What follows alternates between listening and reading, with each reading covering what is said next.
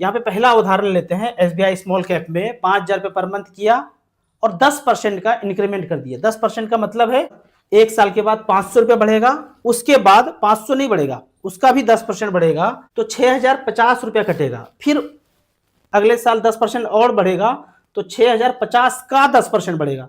तो इस तरह से करके अमाउंट चेंज होता रहेगा, 20, 25, 30, 35 इस तरह में आएगा। लेकिन जब अमाउंट वाइज को आप इंक्रीमेंट करेंगे, ये परसेंटेज वाइज 10% ना करके ईयरली 500 रुपया, 5,000 का 10% 500 ही हुआ, पर ईयरली 500 रुपया बढ़ते रहे। इस साल 500 रुपया बढ़ा, अगले साल 500 रुपया और ऐड हो जाएगा। इस तरह से यहाँ पे देखेंगे कैश फ्लो में कि 5 का 5,500 हुआ, फिर 6,000 हुआ, फिर 6,500 हुआ, फिर 7,000 हुआ। इस तरह से ही अमाउंट बढ़ाना चाहिए, तो थोड़ा कंफ्यूजन कम रहेगा। तो यहाँ पे इन्वेस्टर की सुविधा के अनुसार, कैलकुलेशन के अनुसार अमाउंट वाइज ही पैसा बढ़ाना चाहिए, परसेंटेज वाइज नहीं बढ़ाना चाहिए। हालांकि एडवाइजर बोलेंगे कि आप परसेंटेज वाइज बढ़ाइए, क्योंकि परसेंटेज वाइज बढ़ाएंगे तो पैसा ज़्यादा इन्वेस्ट होगा और अमाउंट वाइज करेंगे तो कम इन्वेस्ट होगा।